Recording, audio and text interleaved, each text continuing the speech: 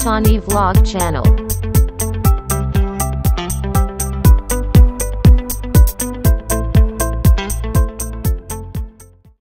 Shalom Bapak Ibu yang terkasih. Salam jumpa, sehat Anda semua? Syukur kepada Allah.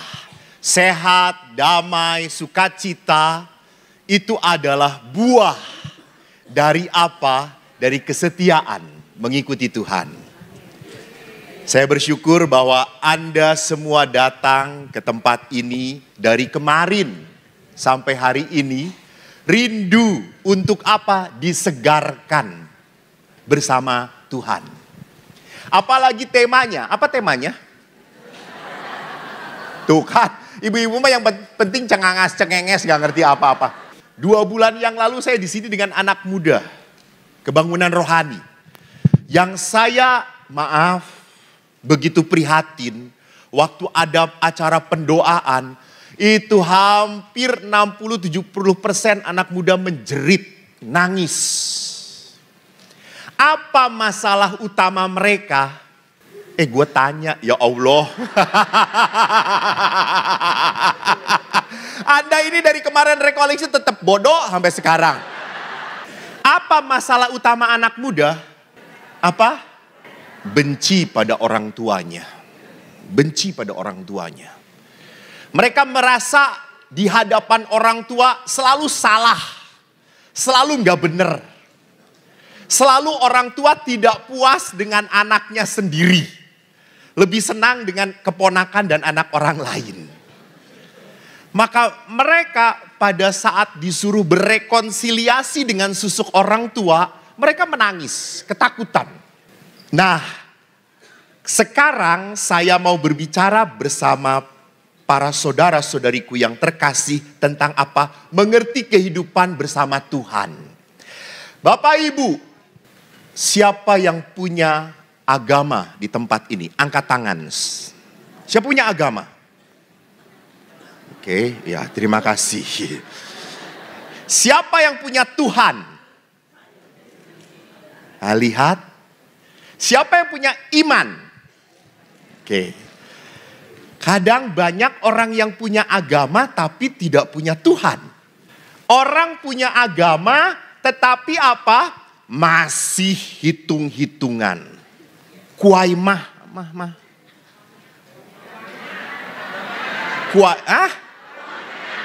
Itulah. Saya senangnya kuah siomay. Kuamoya. Main hitung-hitungan, ada hari baik, ada hari tidak baik. Ada hari yang diberkati, ada hari yang tidak diberkati. What? Emang Tuhan pre? Emang Tuhan libur? Kagak ada istilahnya Tuhan libur. Jadi benar toh, bagi kita Tuhan itu adalah apa? El Shaddai. Allah Maha Besar. Lebih besar daripada masalah Anda. Lebih besar daripada ketakutan Anda. Siapa yang di sini punya masalah? Angkat kaki. Tinggal tidak ada siapa-siapa di sini. Saya juga punya masalah gitu ya. Kalau Anda punya masalah, Anda punya beban, Anda punya penyakit, Anda punya kekurangan. So, Anda masih manusiawi. Masih manusiawi. Allah membiarkan kita menderita. Allah membiarkan kita punya penyakit. Allah membiarkan kita punya kesedihan. Allah membiarkan kita digoda. Supaya apa? Supaya apa? Bukan supaya kuat. Ini Allah memberi perenungan masih salah lagi. Supaya manusia mengandalkan Tuhan. Bukan supaya kuat malah jadi sombong. Kuat malah jadi sombong. Justru supaya kita mengandalkan Tuhan. Mengandalkan Tuhan.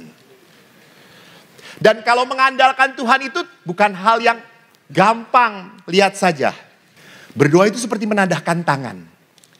Kadang-kadang Tuhan naruh sesuatu yang tidak saya sukai dalam genggaman saya. Betul? Dan kita harus menggenggamnya dan menikmatinya.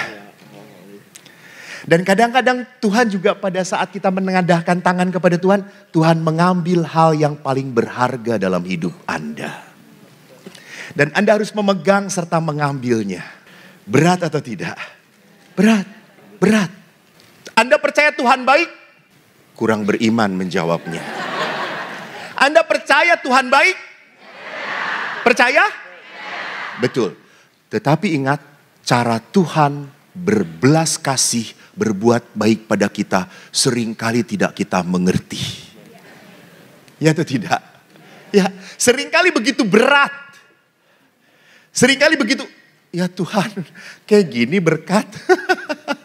Lihat saja suami Anda samping Anda, ya Tuhan, seperti ini berkat. Berkat Allah seringkali tidak bisa kita mengerti. Betul.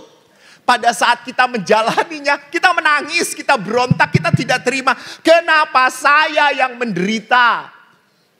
Kok bukan dia? Dia kan gak aktif. Dia jarang ke gereja loh Tuhan. Dia kolektornya aja goceng.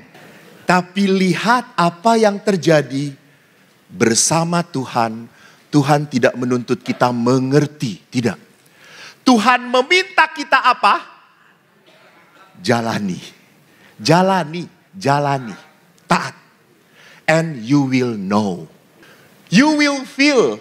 Anda mentaat, menjalani, dan Anda akan apa? Merasakan.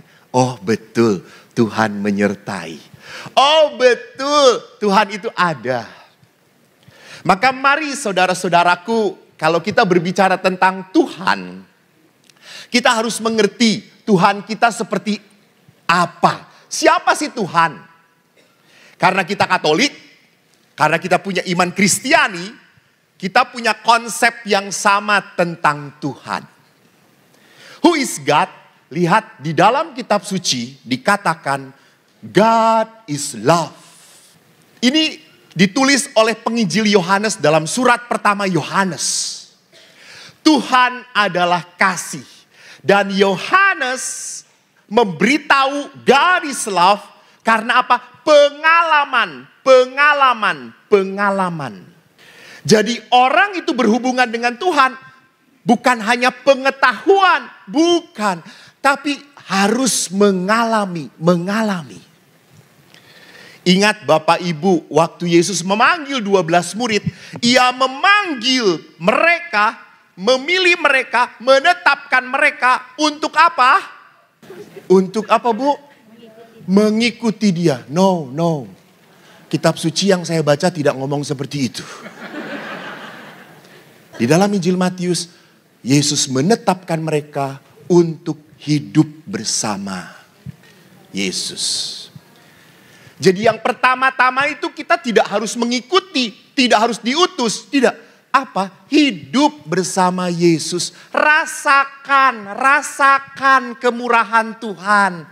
Rasakan kebaikan Tuhan. So, you can say God is love.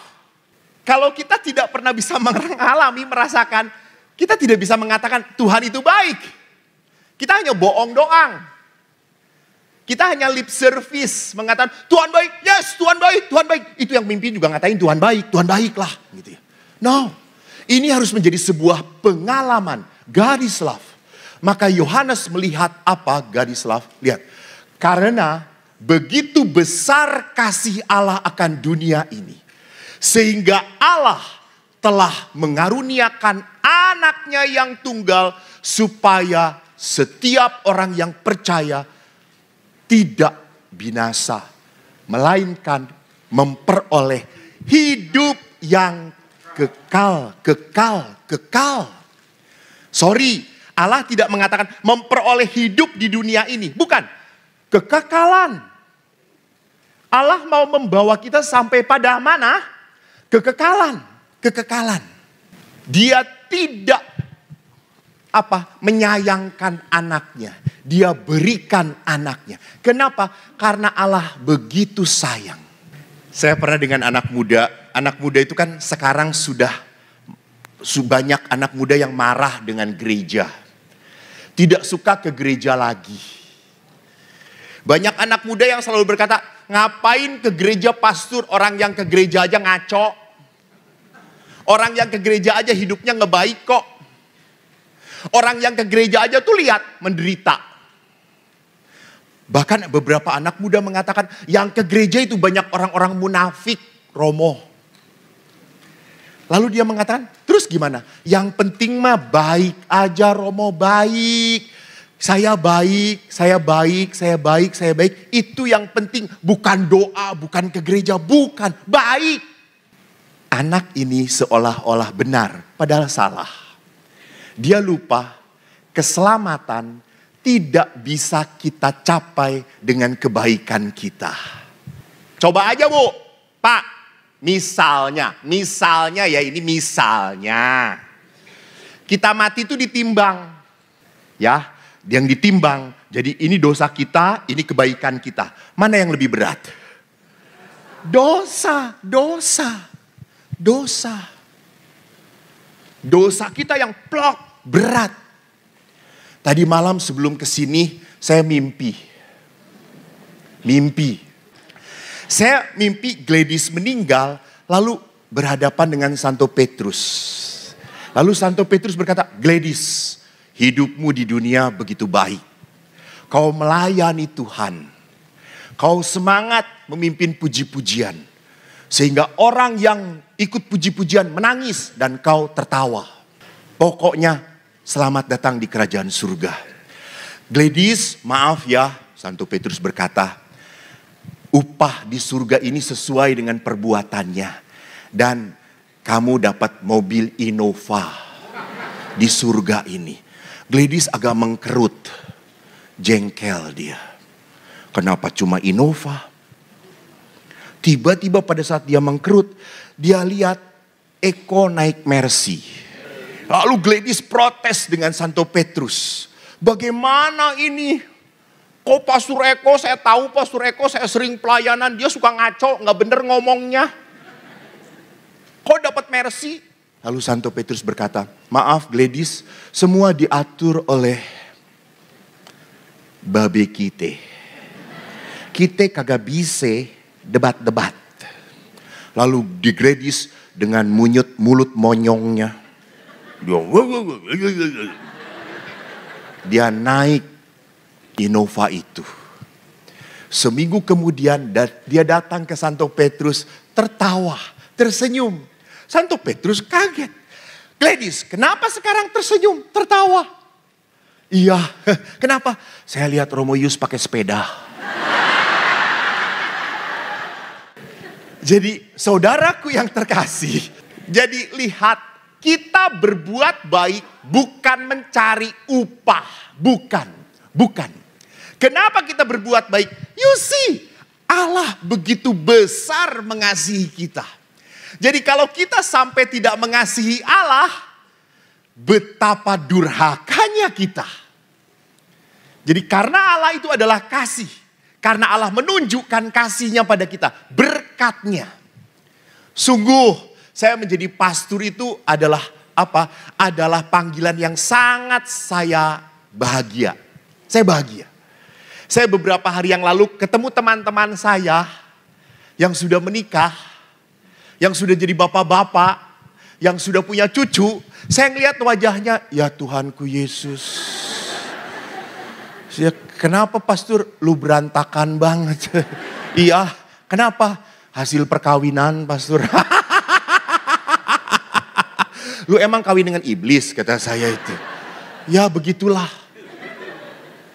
Dulu teman saya ini waktu SD rambutnya panjang, laki-laki, keren. Ganteng banget, cakep banget gitu ya. Terus datang kemarin dengan istrinya. Saya lihat istrinya saja, ya Tuhanku Yesus, nggak salah pilih. Gitu saya itu. Lihat teman saya yang dulunya ganteng, udah botak. Kagak ada rambutnya. Terus kata saya, cepet tua lagi. Terus dia tanya, kok Pastor, apa sih resepnya supaya kamu awet muda? Jangan kawin. Setiap sentuhan wanita mengurangi usiamu, saudara-saudara. Jadi lihat saudara-saudariku yang terkasih, bahwa apa? Allah itu mencintai kita lewat panggilan kita, lewat panggilan. Saya dulu berpikir bahwa hidup imamat adalah yang terbaik, yang terhebat, yang pasti membawa ke surga. Rupanya enggak seperti itu sekarang. Saya justru melihat orang-orang yang bisa bertahan menikah sampai maut, sampai mati, itu keren. Wow. Saya selalu mengatakan, Edan bisa ya. Kalau gua enggak. Pasti saya enggak akan tahan. Enggak. Ada di Medan, Inang dan Opung ke gereja selalu pegangan tangan. Sampai saya tanya, Opung udah 80 tahun, jalan duaan begininya. Opung sayang sekali dengan Inang. Bukan sayang, ini pegangan takut jatuh. 2 minggu yang lalu saya ke Sabah. Lalu ada memberikan rekoleksi keluarga. Ada pasangan suami istri yang sudah golden anniversary. 50 tahun perkawinan. Encek dan encim. Lalu saya tanya, Cim, gimana? Apa yang pernah membuat bahagia selama hidup perkawinan? Terus dia berkata, Romo, pastor, saya bahagia. Si engkau ini suami saya pernah ngomong pada saya. Ngomong apa? Dia pernah mengatakan, istriku, kamu jangan meninggal duluan ya. Kamu istri yang baik. Kamu sayang sama aku. Dan saya bahagia hidup bersama kamu. Jadi jangan meninggal duluan ya. Saya akan menderita kalau ditinggalkan oleh kamu. Saya mendengar itu, si engkongnya senyum-senyum begitu. Betul Kong? Iya. Hebat sekali Kong. Engkong ini memang tidak pernah ditinggalkan sama istri? Ya pernah. Berapa lama? Sebulan. Ngapain?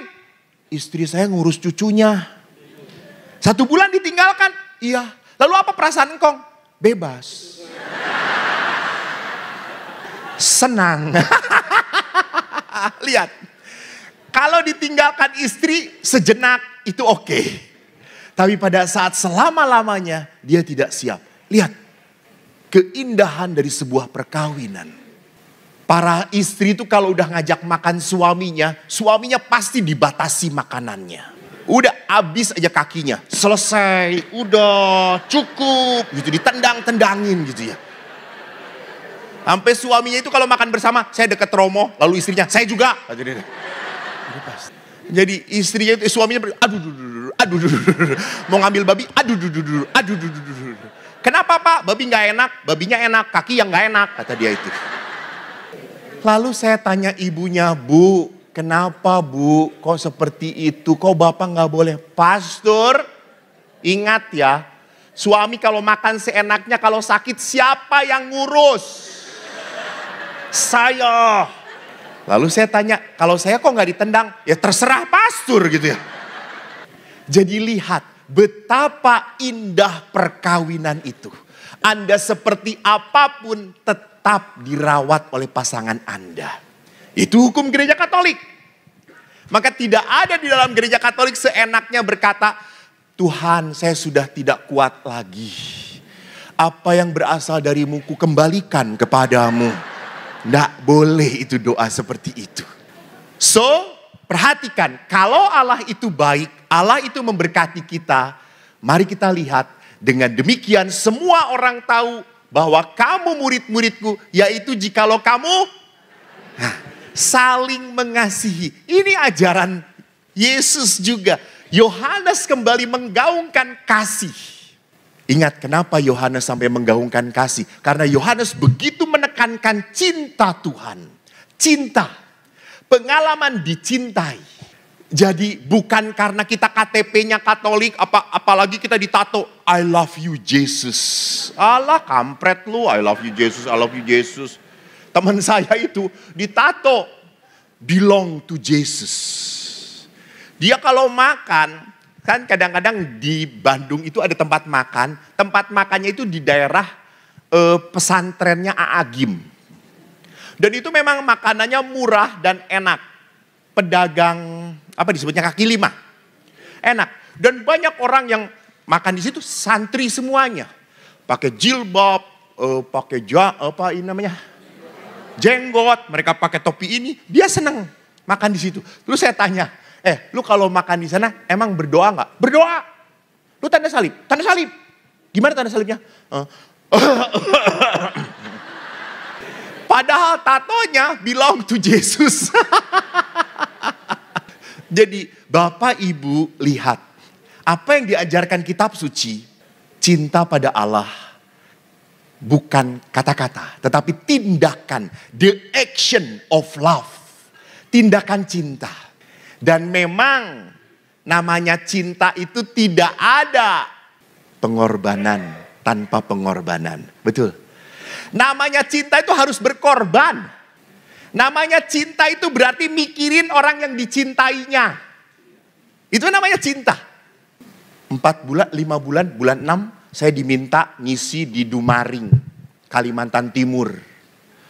Itu ada di bawahnya Berau. Kalau Anda mau ke Berau itu mau ke Derawan, harus lewat Berau.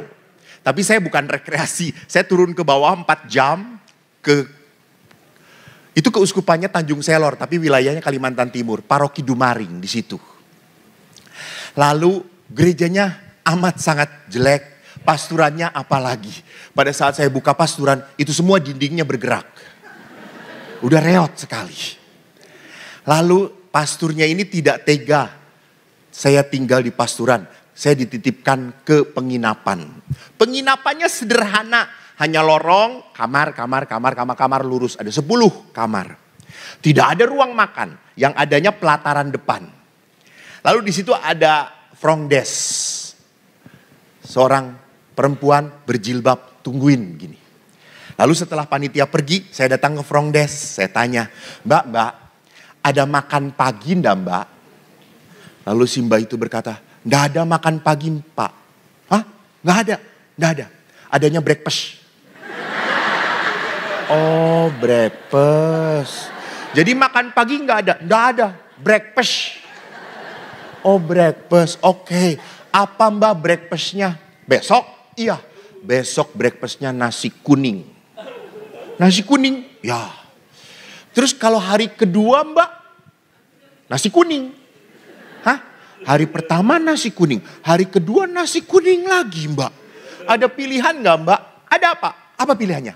Makan atau tidak? Oh ya udah oke.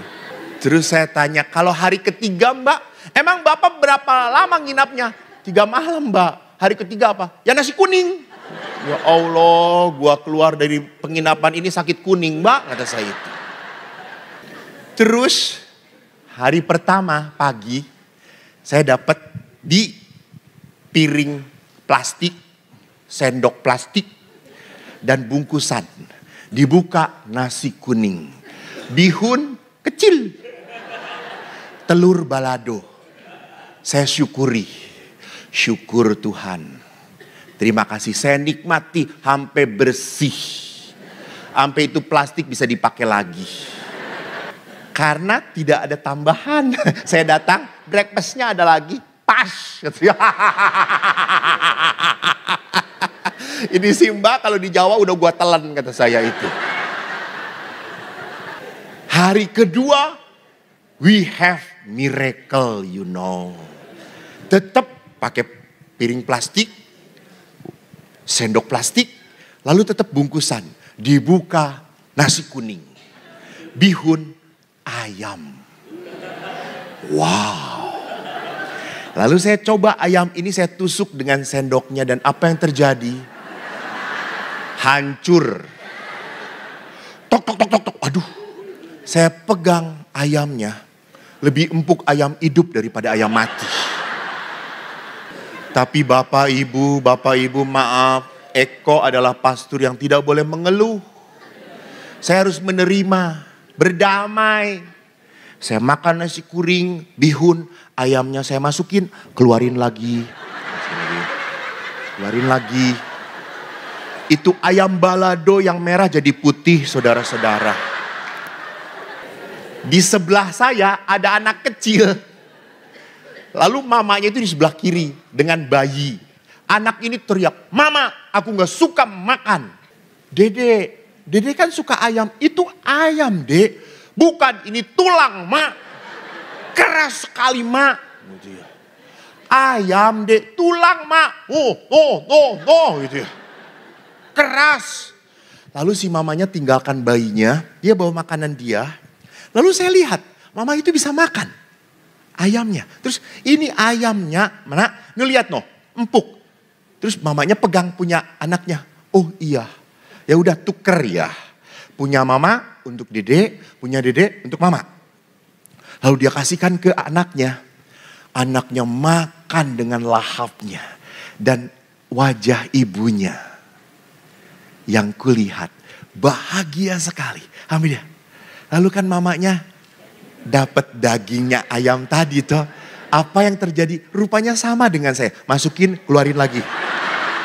Saya tuh diem saja begini. Sampai udah 5 kali saya ngomong, "Bu, udah putih belum?" Si ibu itu sampai malu ngeliat ke saya.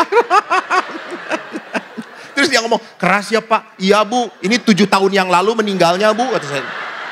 "Ini sih bukan ayam, fosil," kata gitu. Saudaraku, apa yang mau saya jelaskan di situ? Lihat, tindakan ibu itu. Dia berikan yang terbaik untuk anaknya. Dan dia ambil yang tidak enak untuk dirinya. Itu cinta. Jadi cinta itu adalah apa? You think about your beloved. Engkau berpikir tentang orang yang saya sayangi. Nah, oleh karena itu mari kita lihat.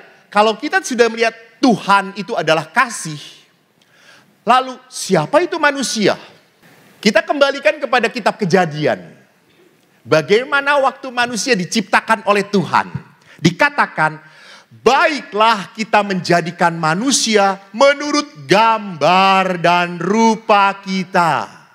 Di terakhirnya Allah menciptakan manusia menurut gambar dan menurut gambar Allah.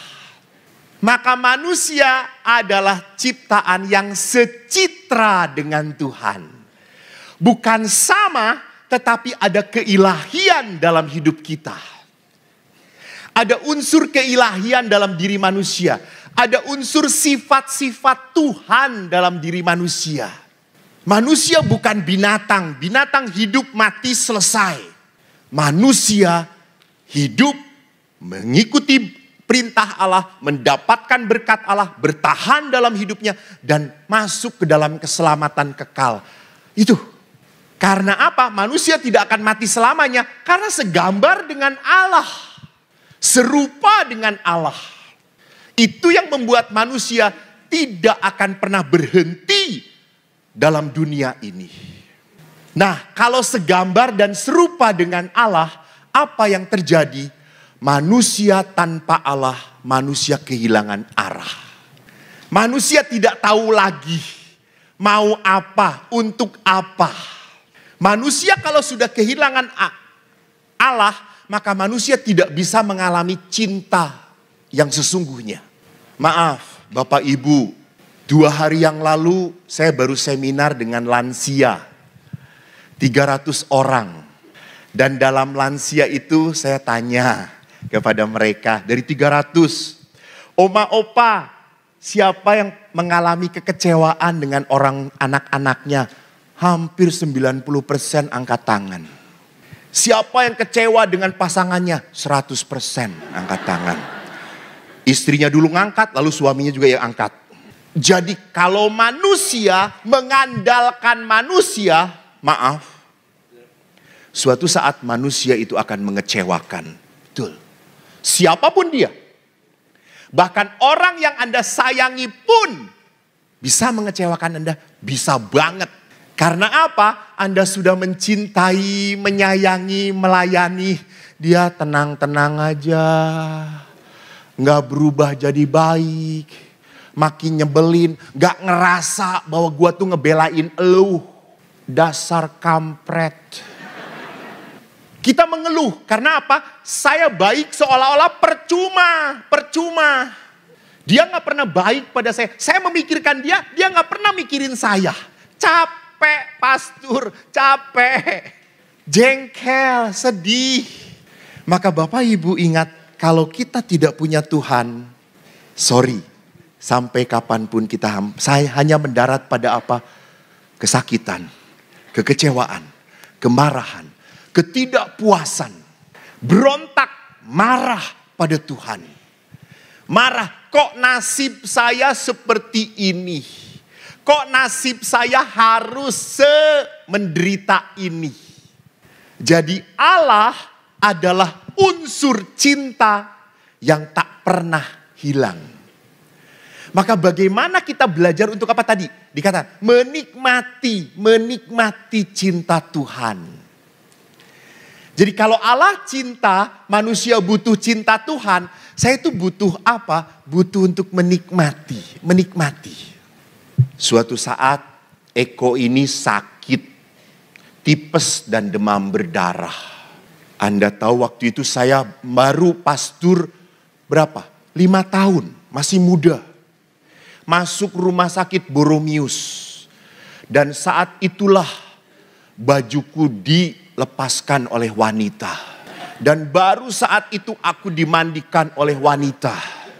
Hanya ibu saya yang pernah menyentuh saya. Dan saya sedihnya 2 minggu di rumah sakit yang memandikan saya semua suster tua. Dan suster tua itu kalau menggosok saya seperti nyuci mobil saudara-saudara gitu. Bukan hanya dakinya keluar, darahnya pun keluar gitu. Gosok gitu. Dan suster itu miring, buka gitu. Dia pada saat burung, buka, enggak. Ini harta satu-satunya kata saya itu. Tidak boleh disentuh kata saya itu. Saya waktu sakit, hari-hari pertama, kedua menderita. Saya berontak, Tuhan kenapa saya sakit? Saya senang olahraga, saya senang pelayanan. Kenapa kau berikan aku, kau biarkan aku, kau izinkan aku sakit? Berontak, dan makin berontak, panas makin tinggi. Dan dokter makin banyak datang ke saya. Harus turun. Ya dokter. Saya matinya bukan karena panas, karena dibentakin dokter kata saya itu. Dan umat Bandung itu baik datang kepada saya. Baik kunjungan, tanya. Kenapa Romo? Lalu saya jelaskan. Datang lagi yang baru. Kenapa Romo? Saya jelaskan lagi. Lama-lama Romonya capek tuh ya. Saya panggil adik saya, tolong.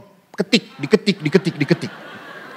Lalu dia ketikkan, lalu ibu-ibu datang, kenapa Romo? Ini baca.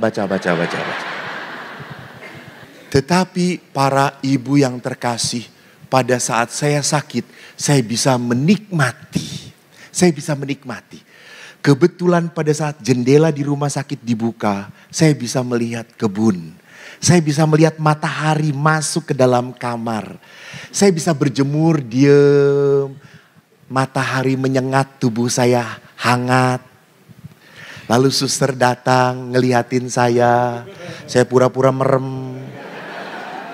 Pada saat dia mau ngajak ngobrol, berdoa. Lalu umat datang bawa cukyok. Sorry umat Bandung. Beda dengan Jakarta. Ayam kodok, babi. Semuanya saya terima. Dan saya tidak bisa makan. Lalu teman-teman saya di biara datang, kok banyak makanannya. Ambil. Kamu tumben gak suka? Bukan gak suka, gak bisa. Kata saya itu. Terus kamu makan apa? Bubur. Lihat. Jadi Bapak Ibu ingat. Di saat Anda mau makan, bisa makan dan ada yang dimakan. Itu berkat. Nikmatilah. Ini di sini 90% sudah di atas 50. Anda tidak perlu cepet-cepet. Enggak. Nikmatilah.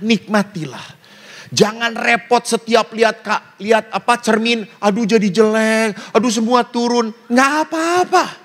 Semua harus mengikuti daya tarik bumi. Sudah jangan repot-repot mau tarik-tarikan lah. dihilangkan bulu matanya. Bulu apaan? Apa ini? Gelambir ininya. Saya pernah gitu ya. Ada bapak-bapak yang dihilangin gelambirnya. Itu kayak tuyul kata saya itu ya. Sudah terimalah, berdamailah, makan, nikmatilah.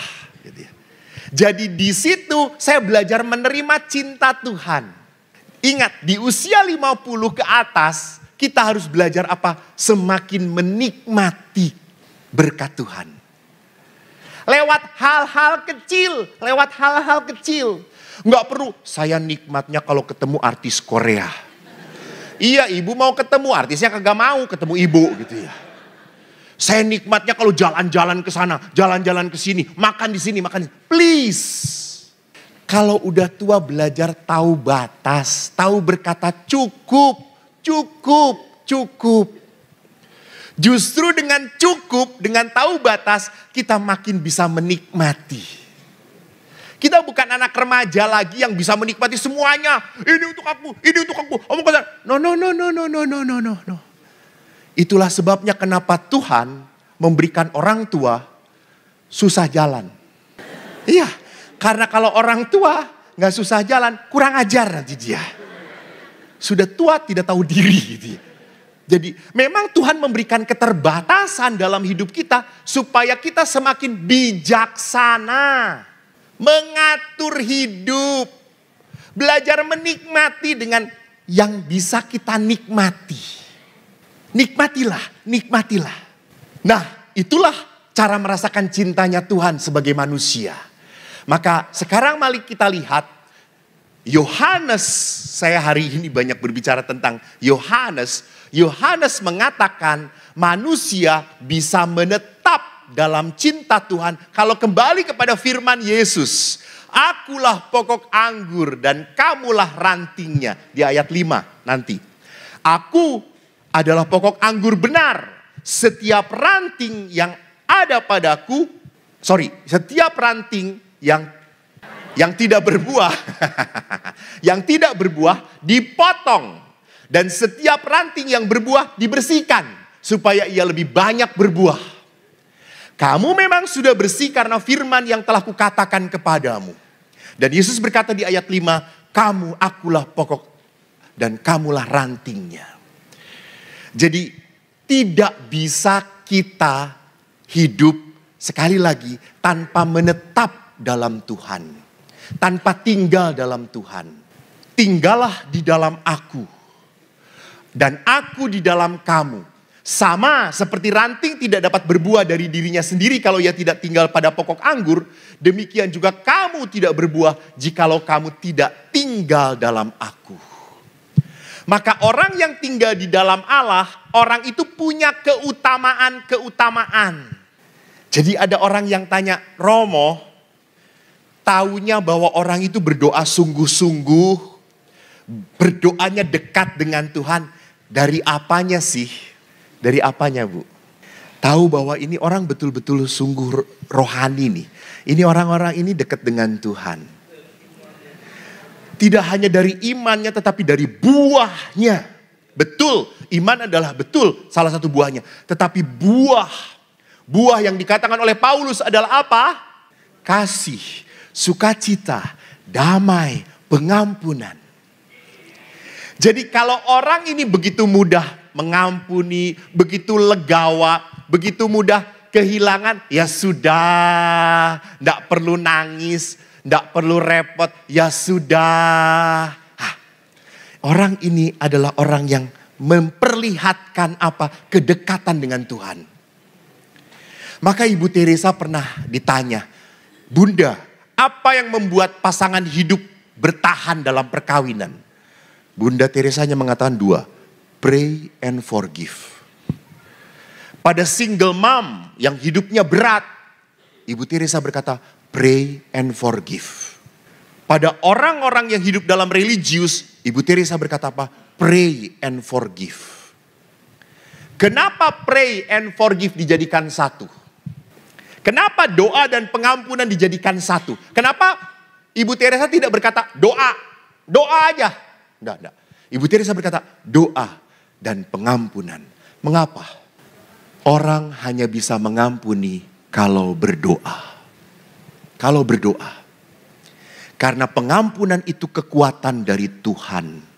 Saya jujur sampai jadi imam, saya tidak bisa memaafkan ayah saya. Sampai saya jadi imam, saya marah, saya benci dengan ayah. Setiap saat saya telepon ibu tidak punya handphone, saya telepon ayah. Ayah mengatakan, halo, ibu mana? Ibu. Ini bapakmu, gak penting. Ibu, kata saya itu. Saya tidak punya kerinduan untuk ketemu dengan ayah. Nggak. Saya sakit, saya kecewa, saya marah, saya berontak. Sampai akhirnya apa? Dosen rohani saya, profesor rohani saya di Filipina yang mengingatkan, Eko, kamu punya beban berat relasimu dengan ayah. Tolong bereskan. You must pray so you can forgive your dad. Dan saya berdoa, saya doanya apa? Tuhan, semoga ayah saya bertobat. Apa yang terjadi enggak tobat-tobat sampai sekarang. Enggak, salah. Saya berdoa, Tuhan, rendahkan hatiku. Dan saya akhirnya datang kepada ayah saya. Bukan saya berkata, ayah ingat, kamu banyak memaafkan anakmu. Kamu banyak melukai anakmu. Anakmu sekarang jadi pastor. Jangan macam-macam. Enggak. Saya ngomong kepada ayah, terima kasih. Kau mendidik aku dengan keras. Kau pukul aku, kau hajar aku, kau selalu hina aku. Dan saya ingat, karena aku dipukul, karena aku dihajar, aku jadi pastor seperti ini. Ayah, terima kasih. Kau mendidik aku keras supaya aku kuat, supaya aku jadi hebat. Lalu setelah itu saya peluk ayah. Karena saya belum pernah merasakan dipeluk ayah. Tidak pernah. Di album tidak ada gambar Eko dipeluk ayah. Kagak ada. Adik saya nomor 2 sedang digendong. Adik saya nomor 3 sedang diberi susu botol. Adik saya nomor 4 sedang diangkat di pundak ayah. Eko dipegang oleh tukang becak. Sampai saya mempertanyakan status ayah saya yang benar, yang mana kepada ibu.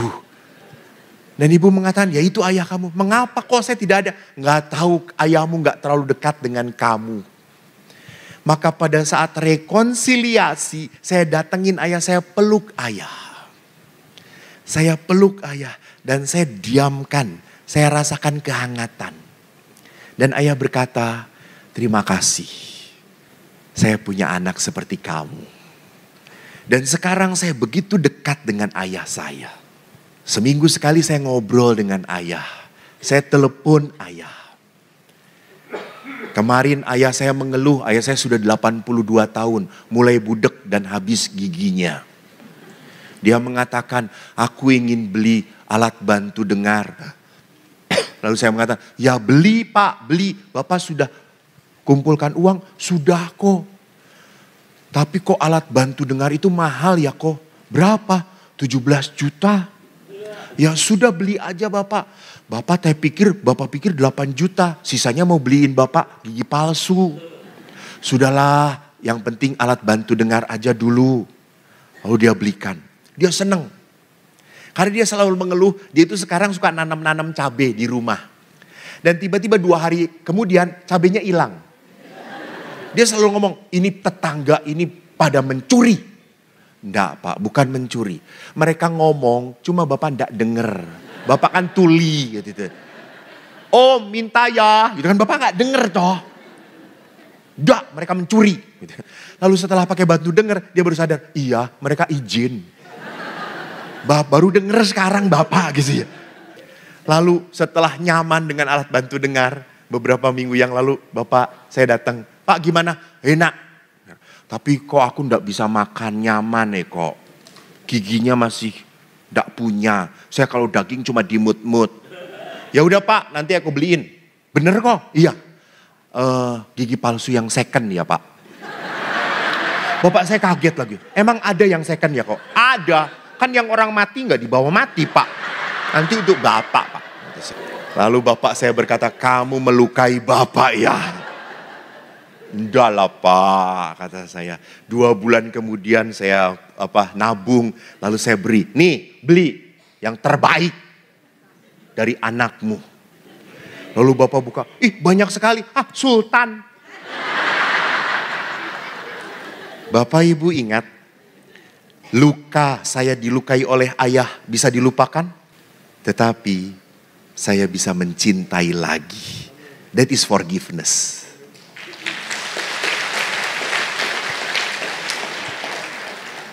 Jadi orang mengampuni itu bukan berarti bisa melupakan. Nggak akan. Nggak bisa dilupakan yang sakit itu. Tetapi saya bisa mencintai lagi. Saya bisa memberikan yang terbaik lagi pada dia. That is forgive. Itu pengampunan. Gitu. Dan sekali lagi, saya tidak akan bisa mengampuni kalau tidak bersama Tuhan. Bersama Tuhan. Kalau Anda tidak bersama Tuhan, yang paling menonjol adalah apa? Kesakit hatian, kekecewaan, kemarahan. Itu. Sumber penderitaan dunia ini adalah apa? Orang tidak mampu memaafkan. Dan bukan hanya tidak mampu, tetapi tidak mau memaafkan. Dan ingat, luka itulah yang membuat Anda sampai kapanpun tidak akan merasakan berkat Tuhan. Saya tidak mengatakan Tuhan tidak akan memberkati. Tidak. Tuhan memberkati. Tetapi Anda tidak akan merasakan berkat Tuhan. Kenapa? Karena hati Anda dipenuhi dengan apa? Marah. Jengkel. So, tinggal di dalam Allah supaya kita bisa berkata apa? Let go, let go, let go. If you cannot let go, you pray. So you let God. You let God. Biarkan Tuhan yang memampukan kamu. Saya tidak bisa, saya tidak mampu, pastor. Betul. Berdoalah, berdoalah. Mampukan Tuhan supaya saya bisa, Saya kadang-kadang berhadapan kebetulan. Saya tinggal di OSC. Saya dewan dengan provinsial harus mendampingi beberapa pastor. Ada pastor-pastor yang sulit sekali. Susah sekali. Walaupun sudah jadi pastor masih kekanak-kanakan. Kita harus panggil mereka. Kita harus ngobrol dengan mereka. Ada satu pastor waktu itu, ini orang berat ini. Kakak kelas saya. Dan kita di dewannya adalah adik-adik mereka. Adik-adiknya dia. Kita junior, dia senior banget. Dan kita harus memanggil senior banget untuk ditegur. Untuk diberitahu. Asli saya itu sebelum rapat, sebelum memanggil, saya berdoa. Tuhan lembutkan kami, tuntun kami. Dan Bapak Ibu apa yang terjadi? Itu pastor betul-betul tidak membela diri sama sekali. Dia betul-betul taat, ya saya salah. Saya akan berubah. Sampai kita, oh my God, kok gampang banget sih. Anda ingat waktu Bapak Paus misa di GBK? Anda ingat? Hujan deras, ya toh? Kan saya di KUR, kerasa banget. Kita pakai kencang banget hujan. Lalu Salam Maria berapa kali? 10 kali. Dan apa yang terjadi? Terang sekali, betul, sampai panas. Lalu anggota KUR ini berkata, wah kita kebanyakan Salam Marianya. Harusnya 7 kali aja ya, biar agak teduh sedikit gitu ya. Jadi perhatikan di sini, jangan pernah meragukan Tuhan, Bu. Jangan pernah. Bahwa Tuhan itu Bapa, ingin diajak. You punya masalah, oke, gua Bapa. Berseru. Maka Injil mengatakan, marilah padaku. Semua yang letih lesu. So kalau manusia ini tinggal di dalam Tuhan, maka manusia harus apa? Yesus ingin bertindak di dalam diri kita. Pertama-tama, kita harus banyak merasakan berkat Tuhan, berkat Tuhan, berkat Tuhan. Kita harus belajar melambungkannya. Terpujilah Engkau Tuhan, terpujilah, syukur kepada Allah. Saya tak henti-hentinya. Tadi Romo Yus juga ketemu dengan saya sebelumnya. Pastor Eko ini bicara terus kemana-mana. Kata dia tuh, asuransikan mulutnya. Emang saya itu di mana-mana bicara. Kemarin di Sabah itu sampai 4 hari saya retret sendirian. Pagi sampai malam, full. Dan Bapak Ibu, saya flu. Anda tahu saya flu? Kenapa? Nggak tahu. Tuhan, tolong. Jadi setiap saya bicara, saya nggak pernah merasa sakit. Baru setelahnya. Tapi orang merasa, Romo kok kuat banget. Mana kuat gue? Oke. Jadi selama kita berjalan bersama Tuhan, jangan takut. Saya sampai pekerja saya itu di rumah retret kaget ngelihat saya. Sedikit-sedikit pergi. Pastor senang kalau saya pergi. Karena saya selalu bawa oleh-oleh. 3 minggu yang lalu saya gak pergi kemana-mana. Mereka mengeluh, kamu kok gak pergi sih? Kenapa? Suplai habis.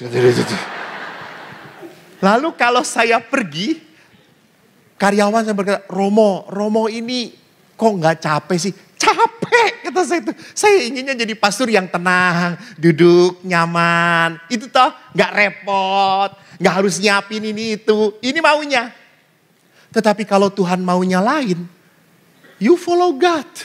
Don't God follow you. Ada saatnya saudara-saudara, ingat. Ada saatnya. Di saat Anda sedang diberkati Tuhan, nikmatilah. Jangan tidur melulu. Nanti juga tidur selama-lamanya. Benar, sedikit-sedikit tidur.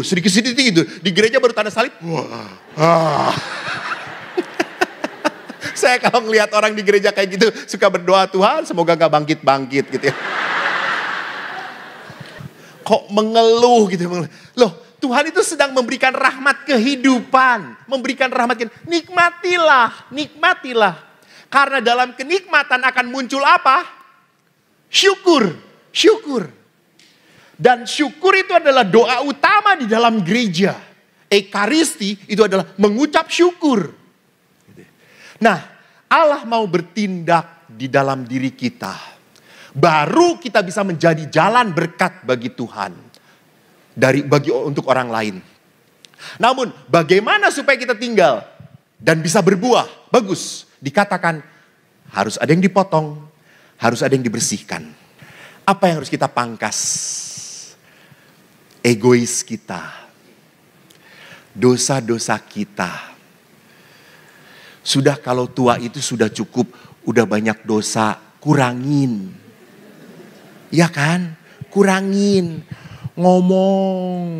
Kurangin.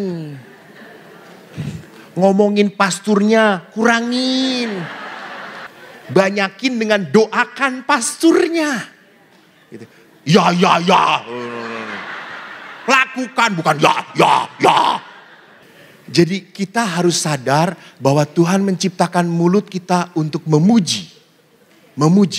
Untuk memuliakan, untuk memberikan berkat pada orang lain. Maka potong hal-hal yang membuat kita apa? Semakin terpenjara oleh setan. Oleh kelemahan kita. Jangan ngomong, Romo dari kecil memang saya dilahirkannya seperti ini. Halo, kalau lahir kampret jangan mati kampret juga. Kalau lahirnya gak bener, ya matinya menjadi manusia mulia. Allah tidak mau punya pengikut yang biasa-biasa saja, enggak. Maka kita harus belajar memotong hal-hal yang tidak membuat kita makin dekat dengan Tuhan. Sudah kurangin nonton drama Korea, kurangin. Ada film yang lebih bagus dari drama Korea. Tonton, itu film sedang saya tonton. Bagus banget. Pemainnya sampai dipanggil oleh Bapak Paus Fransiskus. Judulnya The Chosen, tentang Yesus Kristus. Di Netflix sudah muncul. Di www movie juga ada The Chosen. Itu film Yesus Kristus keren banget. Banyak film Yesus, tapi film Yesus ini saya baru nonton 4 episode, maaf, gue nangis. Terharu, touching banget Yesusnya tuh. Jadi tidak membesarkan kemarahan, kejengkelan dan kasihnya banyak banget dirasakan di situ gitu ya. Jadi apa yang itu cari potong kebiasaan ngomongin, lebih baik apa doa. Saya kemarin itu kan Oasis sedang pesta. Lalu ada ibu-ibu merangkai bunga. Pagi-pagi jam 8 sudah datang. Nah jam 12 itu karena kita misa, kita tuh ibadat. Saya jam 12 baru 2 rangkaian yang ada. Saya tuh kaget, buset 8, 9, 10, 11, 12, 4 jam baru 2. Dan kebetulan di gereja kita ada CCTV. Setelah saya doa, gue lihat CCTV. And you know what happened? Itu 4 emak-emak merangkai bunga. Satu.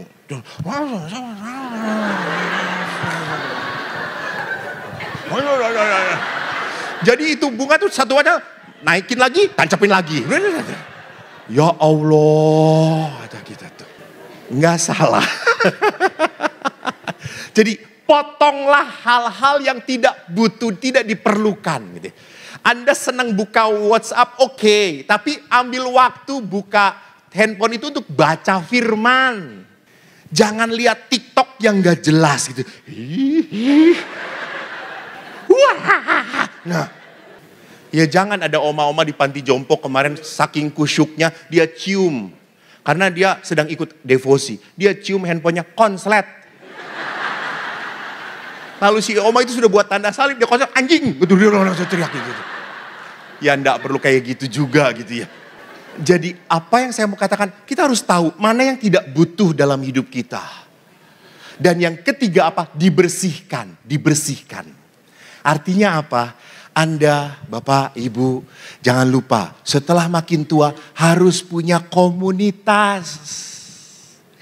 Komunitas, bukan komunitas belanja, bukan komunitas arisan, bukan komunitas hanya ziarah, pendalaman iman, pelayanan. Jangan berpikir nanti di dalam komunitas itu saya tidak akan terluka. No. Pasti ada setan di dalam komunitas itu. Betul. Tetapi justru apa? Justru hal-hal yang tidak baik dalam pelayanan itu memurnikan kita. Anda tuh sungguh-sungguh mau melayani atau jangan-jangan di dalam pelayanan Anda itu adalah apa? Mengisi waktu. Daripada di rumah ketemu suami nyebelin. Karena kemarin ada yang seminar, bapak-bapak cerita jujur banget. Pastor, saya seminar ini disuruh istri saya. Dia ngomong, kamu ikut seminar dengan Pastor Eko sana. Biar ketawa. Saya ngelihat kamu sudah nyebelin. Lama-lama saya racun kamu mas. Kamu itu kelihatannya gak happy dengan saya. Lalu suaminya berkata, emang. Jadi dia datang, dia memang rupanya seorang bapak yang masuk masa pensiun tidak siap. Dia marah, dia jengkel. Karena apa? Sudah membayangkan, pasti kalau sudah pensiun, dia hanya diam seperti monyet. Gak punya pekerjaan, dia menolak, dia marah dengan dirinya. Tapi karena dia marah dengan dirinya, yang ada istrinya, sampaikan kepada istrinya. Dia jadi apa yang terjadi di situ?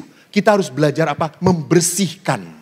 Maka penderitaan, kesakitan, kekecewaan di dalam hidup bersama itu adalah apa? Membersihkan motivasi kita. Membersihkan kesungguhan kita. Saya tinggal dengan pastor, 10 pastor. Suster juga sama atau tinggal dengan komunitas. Suster ya. Suster komunitas apa suster? Fransiskan. Berapa suster? 19. Jadi suster tinggal dengan 19 malaikat. Atau malaikat pencabut nyawa. Malaikat. Wah.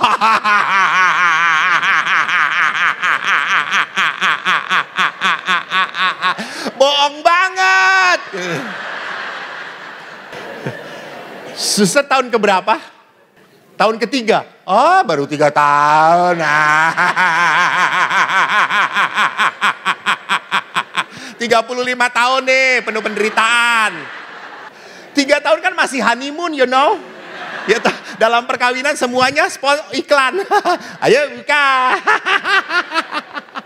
Itu malaikat. That's good, suster. Indah itu. Jadi betul, kami pun nggak berani itu, masih tua banget yang itu mah. Ini mah kelihatan seumur Abraham, suster yang ini mah. Iyalah, di dalam hidup membiara pun kami banyak hidup dengan orang-orang yang menyakitkan. Tuh, banyak. Kecewa, sakit, jengkel, ya. Tetapi apa yang mau terjadi? Kita dimurnikan. Jadi justru kelemahan sesama adalah cara Tuhan membersihkan kita. Cara Tuhan membersihkan kita. Jadi kalau Anda tinggal dengan orang yang menjengkelkan, bersyukurlah kepada Tuhan. Terima kasih. Kamu menjengkelkan yang sering-sering ya. Itu tuh. Yang sering-sering. Saya karena sejak kecil dididik oleh ibu kemana-mana. Ibu itu kalau pergi kemana-mana bawa oleh-oleh. Saya tuh kalau kemana-mana bawa oleh-oleh. Dan teman 9 pastor saya kalau pergi kemana-mana. Nggak ada oleh-oleh. Nggak ada. Tapi saya tetap bawa. Dan mereka senang menikmati. Senang menikmati. Apa yang saya bawa. Kok terima kasih. Enak kok. Oke, thank you. Saya pikir dia juga pergi. Bahwa enggak. Bukan pelit. Bukan pelit. Memang tidak terbiasa. Saya kalau ngomong dia pelit, saya jengkel. Orang uang sakunya sama. Tetapi apa yang saya mau katakan, saya dididik untuk seperti itu. Jadi saya selalu ingin bagaimana supaya teman serumah saya bahagia. Ini tanggung jawab saya. Bu, saya itu paling sedih kalau mendengar teman serumah saya mau keluar. Saya sedih. Saya bertanggung jawab. Jangan-jangan dia keluar karena tidak betah dengan saya. Karena tidak bahagia dengan saya. Saya sedih. Ada kemarin satu pastor yang harus pindah tempat, pindah tugas. Dia berkata, saya bahagia tinggal di komunitas ini. Tuh, kita punya waktu, saya tinggal di biara, saya senang. Karena tidak ada tante-tante. Tidak ada ibu-ibu WK yang tiba-tiba, Romo, ada Mbak Moy. Kami 10 pastor menikmati. Kemarin juga sama. Saya baru pulang dari Kalimantan. Kebetulan, dari mana Malaysia. Kebetulan gak ada oleh-oleh. Lalu saya ngomong, kita traktir. Saya traktir 6 pastor. Makan sate. Sate. Mereka tidak berani mesen. Karena saya yang traktir. Saya mengatakan 10 sate ayam, 10 kambing. Lontong 2. Tidak ada yang menolak semuanya. Semuanya. Karena paruh pastor kalau sudah makan kerasukan setan. Anda tahu saya pesan 60 sate ayam, 60 sate kambing, lalu lontongnya kali 2, 12 lontong. Anda tahu berapa harganya? 220.000 rupiah. Di Cimahi masih murah. Di tempat kita. Bukan di Jakarta. Sampai setelah itu langsung cuma 220, tambah lagi kata saya itu. Tapi apa yang saya mau katakan, lihat. Pada saat kita harus hidup bersama, saya harus belajar untuk mengecilkan diri saya. Saya harus membuat orang-orang yang hidup dengan saya bahagia. Itu dibersihkan namanya. Supaya apa? Makin berbuah. Buahnya pada apa? Saya suka cita. Saya damai. Saya merasa senang. Saya nyaman tinggal di biara. Saya tidak mau tinggal di biara terpaksa. Dan. Saya mau menikmati. Saya pernah sedih loh, Bapak Ibu, pernah sedih. Maaf suster, saya mendengarkan kesaksian suster, seorang suster yang 25 tahun hidup membiara. Lalu suster itu berkata apa? Dia berat menjadi seorang biarawati. Saya kadang tidak bahagia. Lalu setelah itu, saya dekatin dia.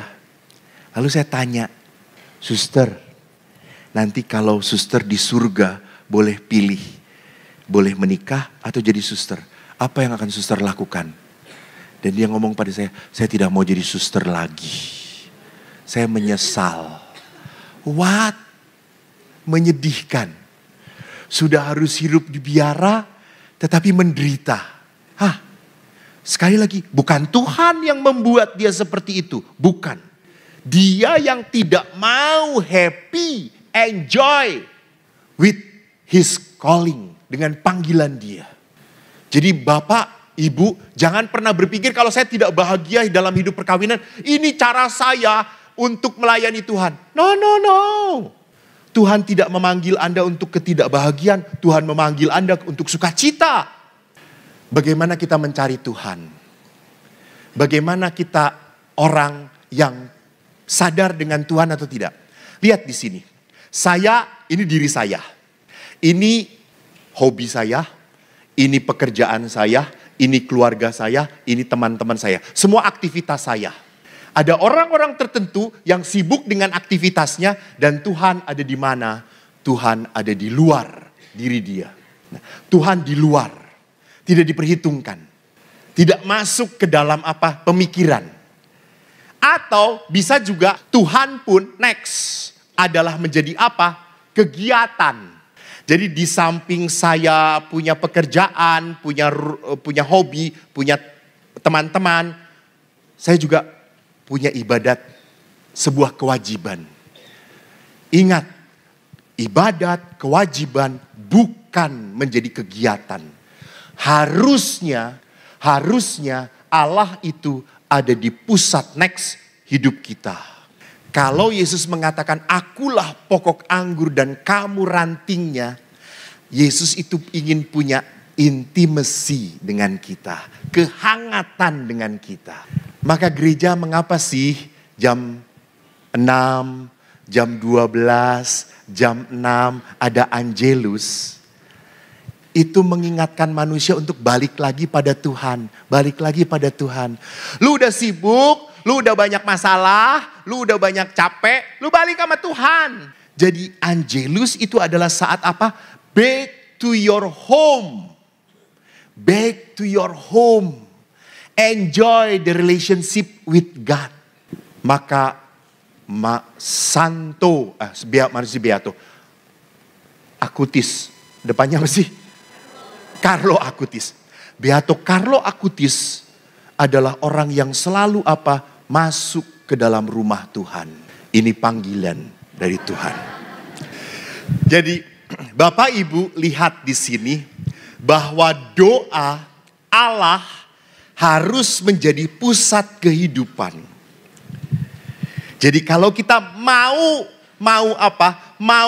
merasakan, mengerti kehidupan bersama Tuhan, kita hanya bisa menjadikan Allah pusat hidup kita. Kita punya relasi intim dengan Tuhan. Nikmati. Mungkin Anda bingung, Romo, doa itu capek, saya sudah ngomong terus. Terus apalagi ya Romo? Halo, doa itu kan intimacy. Bukan hanya Anda yang ngomong, biarkan Tuhan juga ngomong. Jangan Tuhan mau ngomong, Anda pergi. Biarkan Tuhan ngomong. Bagaimana cara Tuhan ngomong pada kita? Ya, betul. Baca firman. Di situ tempatnya Tuhan bicara pada kita. Di situ tempatnya Tuhan mengeluh, tempatnya Tuhan menunjukkan jalan pada kita. Di situ tempat Tuhan mau mengatakan apa kepada kita. Baca firman. Jadi bagaimana Allah itu ingin Ingin berkuasa di dalam engkau. Pak, Bu, saya di dalam pelayanan seringkali banyak melihat hal-hal yang tidak saya duga. Tiba-tiba semuanya berjalan begitu indah. Kemarin perjalanan saya ke Sabah itu harus ke Kuala Lumpur dulu. Dari Kuala Lumpur baru ke kota Sabah. Di Kuala Lumpur itu saya punya waktu 2,5 jam. Anda tahu Kuala Lumpur bandaranya besar sekali. Dan jalan dari internasional ke nasional ke bandara lokal itu jauh. Di Jakarta di delay 1,5 jam. Air Asia. Lalu sampai di Kuala Lumpur saya nggak di delay. Saya cepet jalan. Untuk cari tempat saya, gate saya. Masuk ke bandara yang akan bawa saya 2,5 jam lagi ke Sabah. Itu jalan secepat-cepatnya. Sampai saya datang semuanya sudah masuk ke dalam. Sampai mau ditutup, Bapak sini? Iya. Oh syukur pas. Saya duduklah. 3 hari kemudian saya harus pindah ke kota lain dari Sandakan ke Tawau. Di tiket saya tertulis saya pesawatnya berangkat Malaysian Airways jam 10.10. Jam 8 saya masih tenang di pastoran. Lalu jam 9 rencananya mau perpisahan dengan panitia makan. Bandara tidak terlalu jauh. Jam 9 saya ditelepon oleh petugas dari bandara yang kebetulan Katolik. Pastor berangkat. Loh jam 10.30, jam 10.20. Enggak, 9.20. Hah? Bukan beda waktu. Ya Allah, orang gue yang punya masalah, ibu yang tenang-tenang. Oh beda waktu, gue udah 3 hari tinggal di situ. Dan ini kan dengan orang Malaysia semua, ya ampun beda waktu. Itu kan di situ tertulisnya MAS-nya jam 10.20. Ini Pastor jam 9. Hah? Saya jam 9 masih di pastoran. Kita langsung cepet lari dan gate sudah ditutup. Untung Bapak ini petugas bandara. Langsung Pastor kopernya saya bawa semuanya. Saya masuk itu pesawatnya di delay 10 menit. Dan 10 menit itu adalah jam saya bisa masuk ke dalam pesawat itu. Saya berkata, my God, terima kasih Tuhan. Terima kasih. Lalu waktu saya naik pesawat, saya selalu di pinggir. Di samping saya, ibu-ibu berjilbab. Cantik. Saya melirik, haleluya. Wanginya harum. Aduh. Rezeki anak soleh. Si ibu itu langsung keluarkan tasbih. Dia diem. Saya nggak mau kalah. Rosario ku keluarkan. Di perjalanan ibu itu, tiba-tiba saudara-saudara turbulensi. Buang ibu itu, Allahu Akbar. Saya Yesus Kristus. Dia teriak lagi, Allahu Akbar, Yesus Kristus. Sampai karena teriakan kita, kapal itu pun tenang saudara-saudara. Dan si ibu itu tersenyum kepada saya dan berkata, kita berdoa ya Pak. Iya. Takut mati. Jadi saya selalu melihat Tuhan, Engkau menyertai aku. Engkau menyertai aku, Engkau ada dengan aku gitu ya.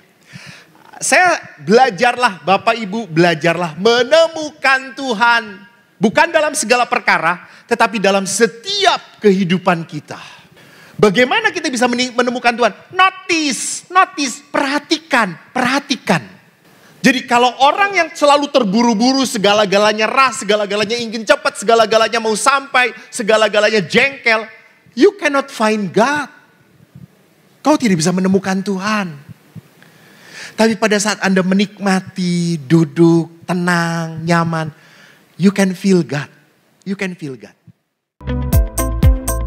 Antoni Vlog Channel.